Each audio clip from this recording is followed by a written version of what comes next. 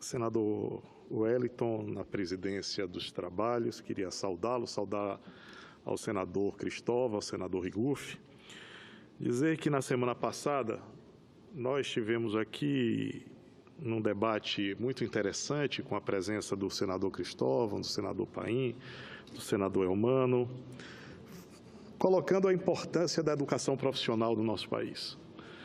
E agora fico feliz, porque com essa decisão do senador Cristóvão, eu tenho a convicção que a educação profissional e a educação como um todo terá e será um tema de relevância no debate dos candidatos à presidência da República. E uma coisa que ficou claro na semana passada, quando falava, é que quando falávamos do Pronatec, que é o Programa Nacional do Ensino de Tecnologia voltado para a educação profissional, nós estávamos falando de programas. E quando falamos de programas, nós estamos falando de governos, ou seja, alguém que está transitoriamente estabelecido no poder. Mas o que nós precisamos no Brasil é olhar uma questão que é muito maior e muito mais importante, que são as políticas públicas. Porque as políticas públicas têm a ver com o Estado, têm a ver com atividades de longo prazo. Elas transpassam os governos, elas estabelecem metas e objetivos que não estão temporariamente a serviço de alguém que está temporariamente no poder. Por que, então, precisamos cada vez mais de políticas públicas robustas, senadores?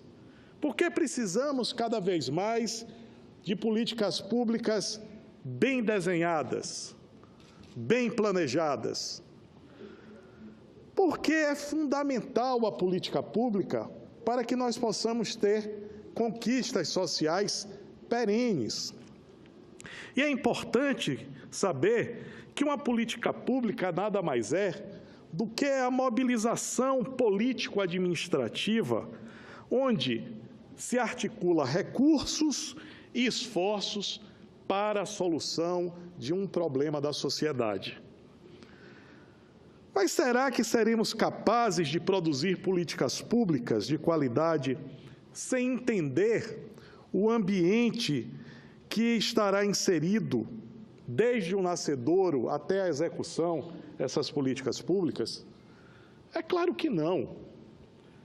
O ambiente é fundamental para que nós possamos produzir as políticas públicas, administrar as políticas públicas, controlar as políticas públicas e torná-las efetivas na vida do cidadão, ou seja, dando consecução, estabelecendo causa e efeito para os investimentos públicos e privados em busca de uma sociedade mais justa e mais igual. E para que isso seja realizado, senadores, nós precisamos basicamente de 3 Gs. Nós precisamos de governança, nós precisamos de governabilidade e precisamos do G da gestão.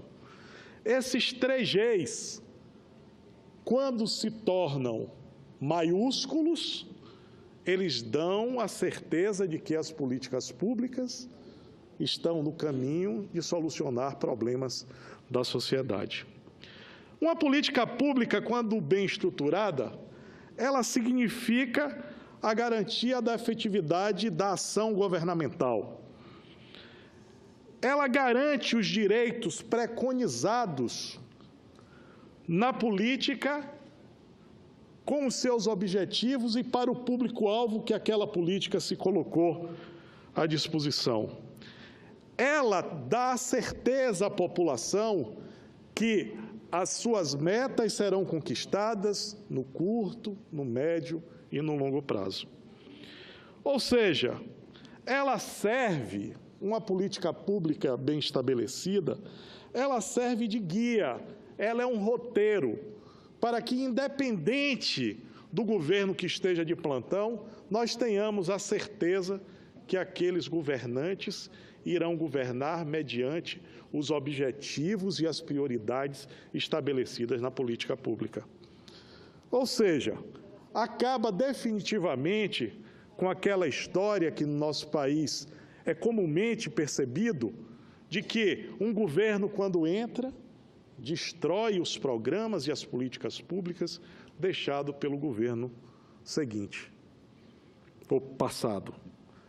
Ou seja, a gente consegue dar transversalidade no tempo para que essas políticas públicas não feneçam, não acabem durante um governo que, por questões muitas vezes pessoais do governante, por ter aquela política pública iniciada no governo anterior, ele não estabelece como prioridade. E aí eu quero trazer algo que eu acho que é muito importante.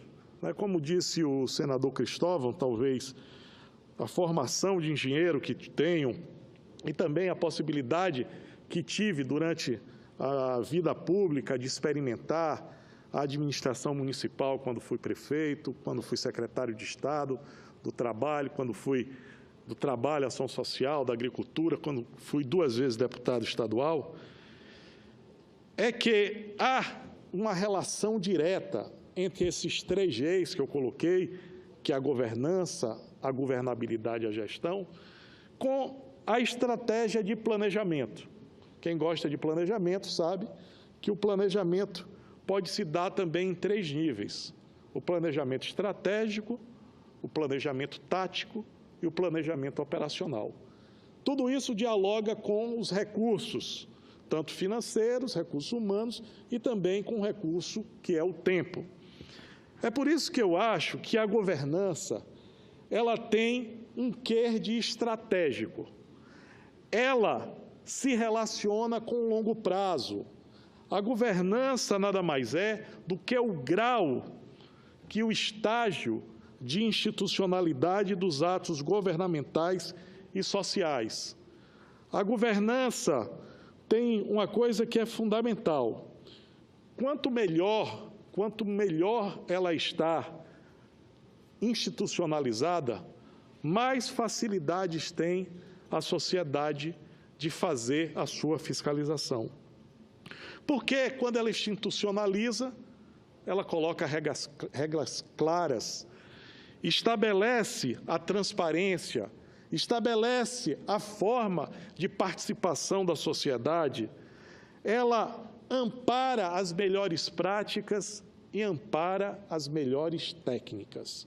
A governança estabelece essa causa e efeito e a efetividade que se dá para os investimentos públicos que estão sendo feitos com dinheiro do contribuinte, seja ele empresário ou cidadão.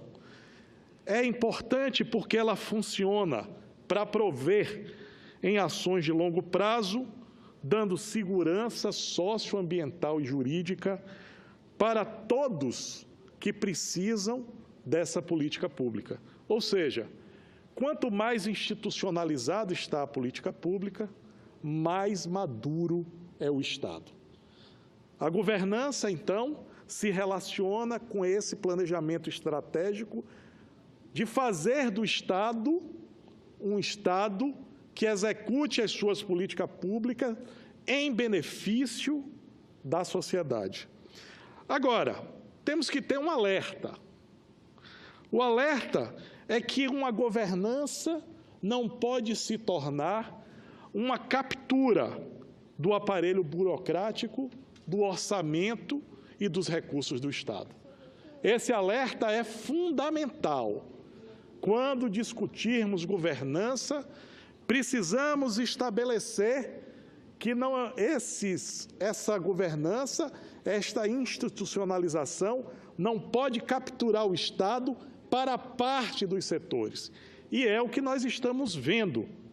Depois da Constituição de 1988, nós percebemos nos últimos anos, e a sociedade começa a se levantar de uma forma muito clara e altiva, de que os poderes executivo, legislativo e judiciário não podem consumir o parco orçamento brasileiro nos meandros da burocracia, fazendo-se perder em eficiência os recursos que poderiam estar a serviço ou em serviços públicos à disposição da população brasileira.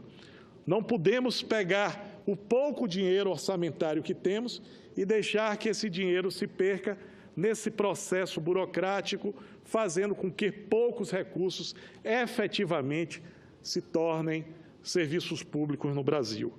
E é por isso que a governança, ela surge não para beneficiar esse estado de coisa, mas principalmente para tornar a política pública mais racional e eficiente. Por isso que eu entendo que a governança ela é fundamental para se conversar com este futuro que se quer, para esse projeto de futuro de país que se deseja e que se almeja. No outro G, que se fala da governabilidade, é fato que a governabilidade tem a ver mais com um planejamento tático, aquele planejamento do curto prazo, da troca dos valores, da troca de interesses, tem a ver com esse ambiente político institucional que estabelece a relação de poder, de peso e contrapeso dos três poderes, legislativo, executivo e judiciário. Com esse equilíbrio, que é o nosso objetivo, criar esse equilíbrio, nós queremos que, através do equilíbrio, nós possamos dar governabilidade entre os três poderes e estabelecendo a possibilidade de que as políticas públicas possam ser efetivadas e possam essas políticas públicas também serem aprimoradas durante o tempo. É claro que nessa governabilidade, nesse segundo G, se coloca hoje com muita força a presença do Ministério Público e a presença da imprensa e da participação social.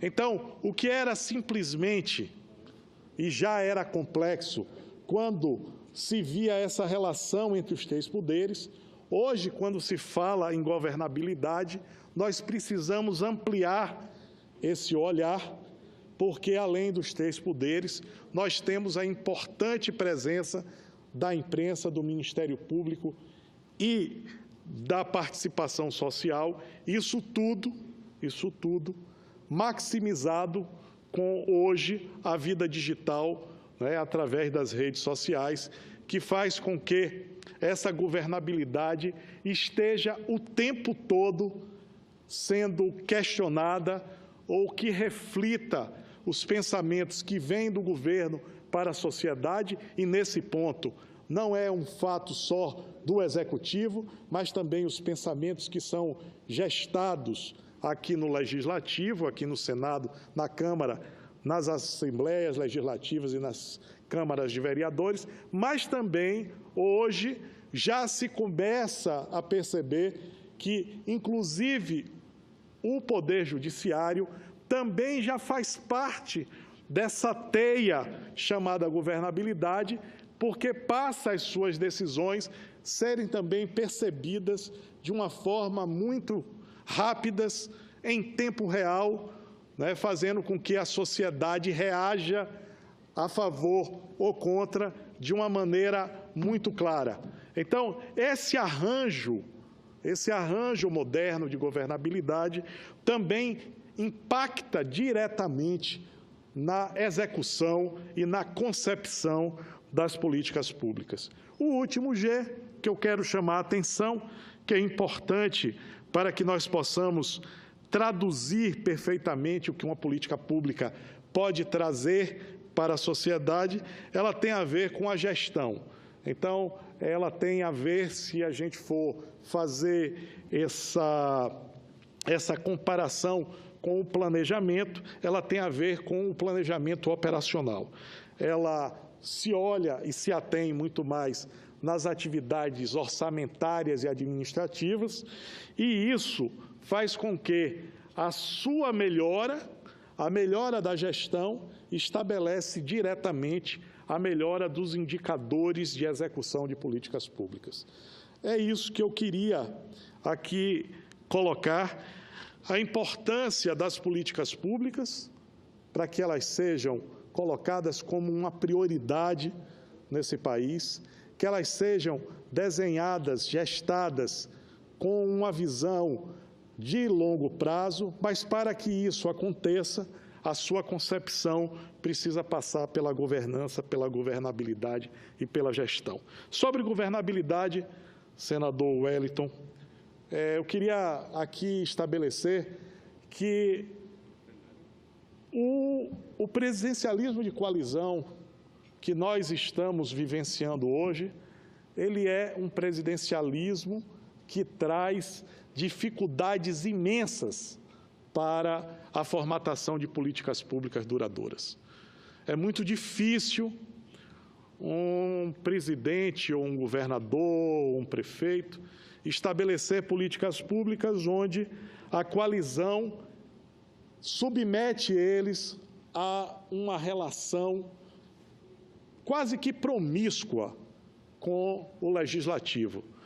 E aí, eu quero aqui ressaltar que tive a oportunidade de colocar à disposição aqui do Senado e também da Câmara um projeto, que é a PEC 45, que é o projeto das eleições gerais. É óbvio que já passou o momento da discussão, porque isso aqui não poderá se efetivar para eleições para o ano, mas a PEC fica aqui, que ela tem um objetivo muito claro, fazer eleições gerais no mesmo dia de vereador, de prefeito, de deputados estaduais, federais, senadores e presidentes, para que com esta possibilidade nós possamos ter essa previsibilidade que tanto almejamos, que é políticas públicas com qualidade e que estejam presentes e dando resultados durante médio e longo prazo. O que é que acontece no nosso país, senador Wellington? Quando nós descasamos as eleições municipais das eleições estaduais e federais, nós criamos um obstáculo orçamentário do planejamento orçamentário abissal, porque os dois programas, os programas municipais de política pública, não conversam com o planejamento orçamentário dos estados e da federação. Se nós tivéssemos um momento em que entrássemos todos juntos, presidente da República, governador, prefeitos, as Assembleias Legislativas, Câmara de Vereadores e Senado, nós teríamos um projeto de médio e longo prazo para o país.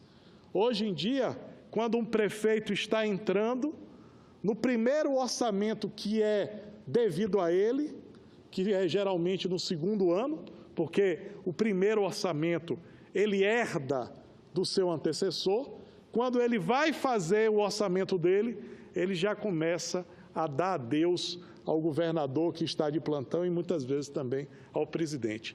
Ou seja, muitas vezes o prefeito quer fazer um programa habitacional, mas o governo federal e o governo estadual já não têm essa prioridade nos seus orçamentos. E nós ficamos sempre com essa disputa orçamentária. Nós não temos, então, um plano de governo, e aí talvez seja uma das bandeiras que o nosso senador Cristóvão possa absorver, que é fazer um planejamento único de Estado, tendo um olhar mais coeso, principalmente sobre o planejamento orçamentário, tanto nas leis orçamentárias, como também das leis orçamentárias federais, como também estaduais e municipais. Então, presidente, eu quero finalizar dizendo que o Brasil só terá essa saída, e aí é o meu olhar, né? Não acho que a política por si só ela vai gestar isto. Acho que a política partidária ela precisa se submeter a uma governança maior, que são políticas públicas bem estabelecidas para que o governo que esteja de plantão não venha modificar esse planejamento de Estado. E é por isso, senhor presidente... Antes de Vossa Excelência concluir o seu pronunciamento, gostaria também de contribuir nessa fala, porque é uma angústia de todos nós. Nós que vivemos o dia a dia da população, eu sempre tenho dito que as pessoas que estão lá numa estrada esburacada têm pressa e fica revoltado e com razão. Quem está lá no hospital, como daqui a pouco vou falar a situação da saúde do meu estado, fica indignada e com razão. Então, a gente depara também no Brasil com a má distribuição e a má aplicação do recurso público, fazendo com que pareça que não tem recurso. Muito pelo contrário, né? O Brasil é um país com riquezas naturais muito fortes, a 7ª, 8ª potência do mundo, mas, na verdade, não se tem um planejamento ideal. Aí vem a governança. Então, se formos analisar o volume de obras inacabadas que temos hoje no Brasil, chega a ser assustador. Quase criminoso, né? Quase criminoso, exatamente. Criminoso, e a gente percebe que muitas obras, às vezes o prefeito, ela já praticamente pronta, o prefeito tem medo de colocar em funcionamento, porque também depois não tem o recurso para o custeio.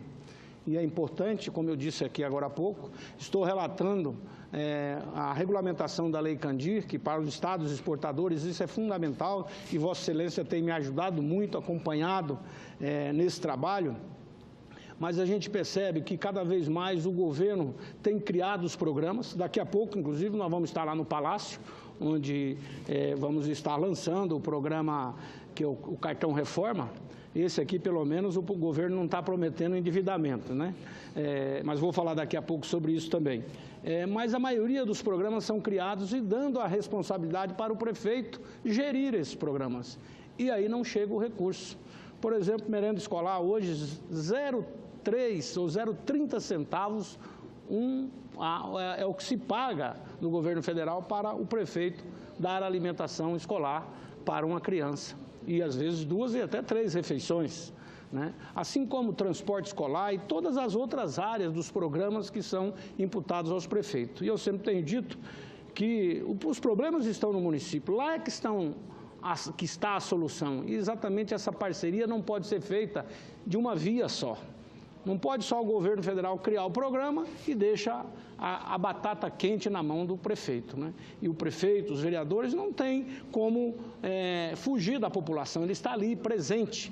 Por isso, a gente lutou tanto pela municipalização dos recursos, principalmente no caso da merenda escolar, porque nós tínhamos escândalos nacionais, onde a merenda escolar era comprada por preços aviltantes e às vezes chegava lá a merenda escolar já estragada, né? A eficiência no município é muito maior, mas, na verdade, a partilha do recurso tem que ser de acordo exatamente com o trabalho e a execução dos programas. E hoje, de tudo que se arrecada no Brasil, ainda mais de 75% fica na mão do governo federal e dos governos dos estados.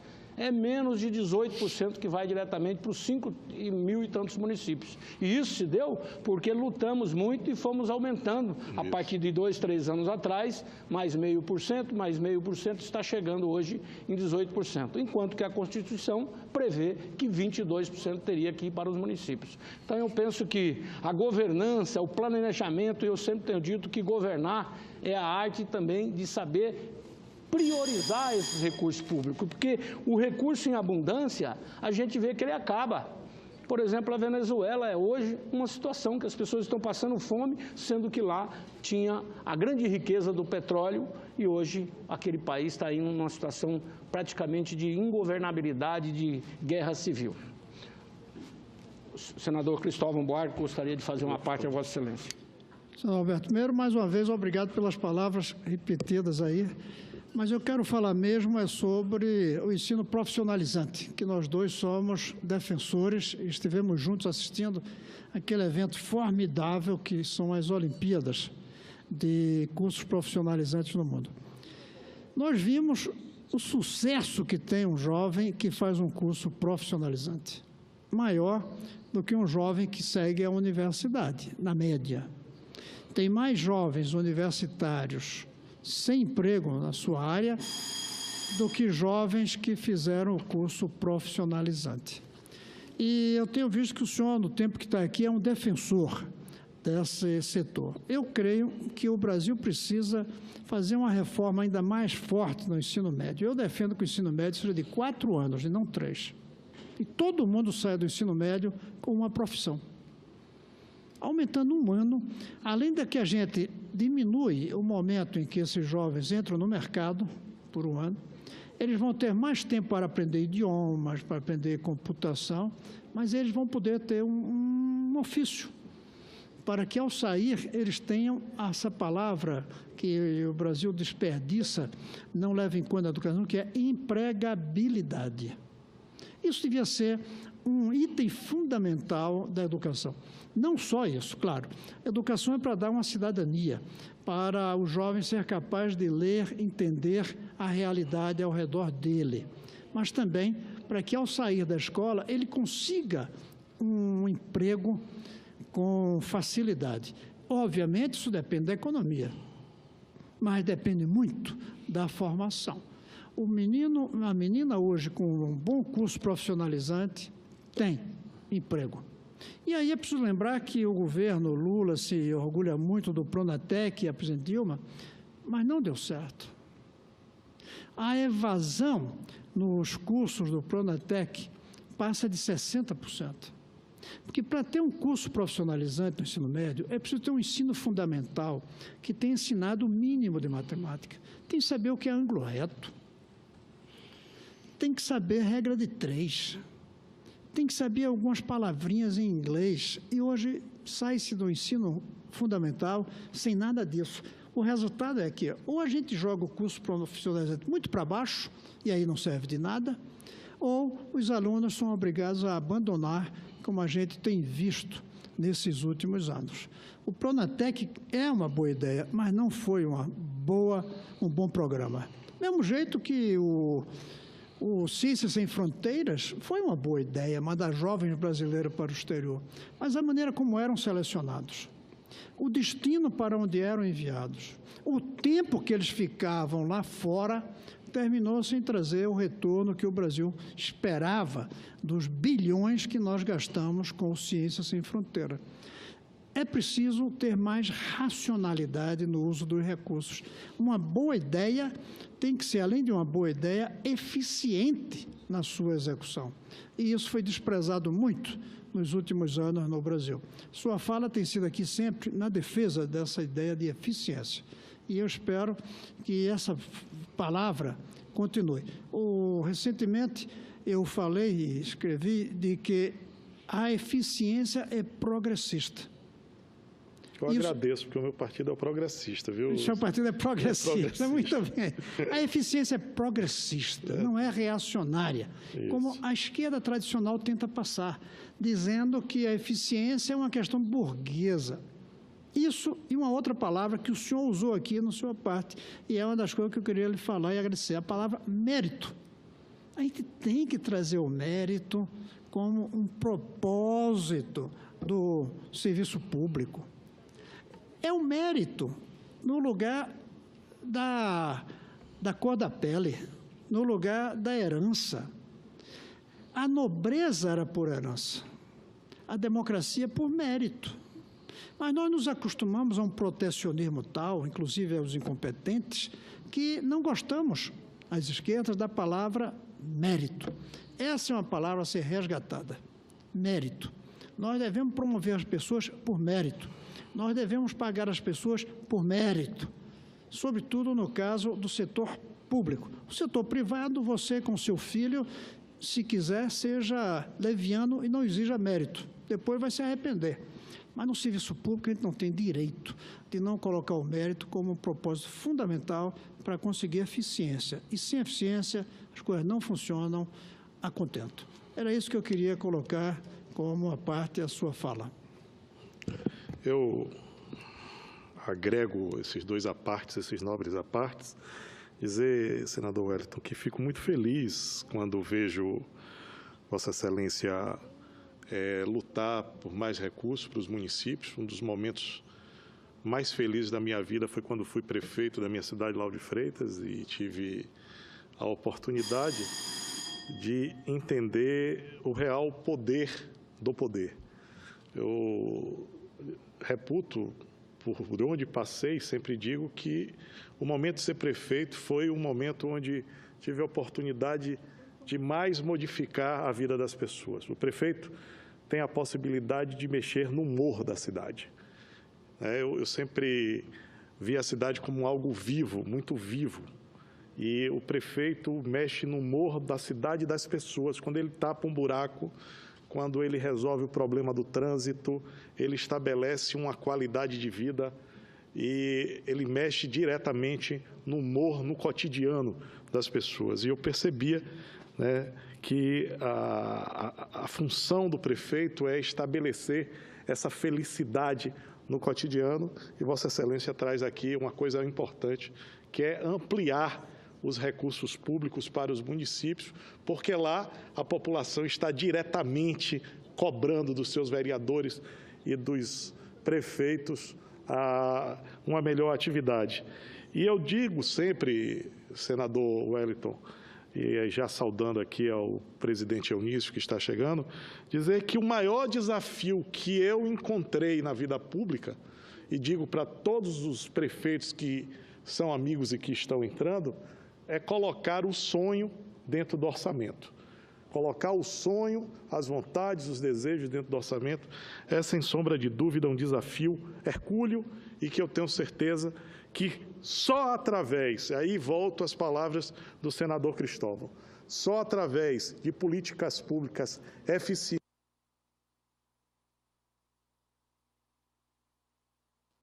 nós vamos ter efetividade dessas políticas públicas.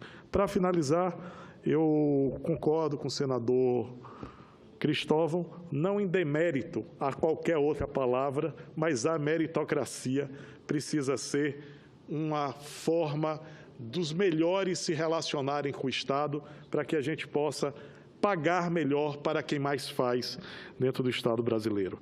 Então, acho que precisamos ter um Estado reformista sempre, né? Nós devemos entender o Estado como a própria sociedade em dinâmica, em processos cada vez mais efetivamente avaliados, e com isso a gente precisa aproximar esse Estado moderno da sociedade que está sempre em mudanças constantes. Então, presidente, queria agradecer e dizer que estarei aí na presidência para que Vossa Excelência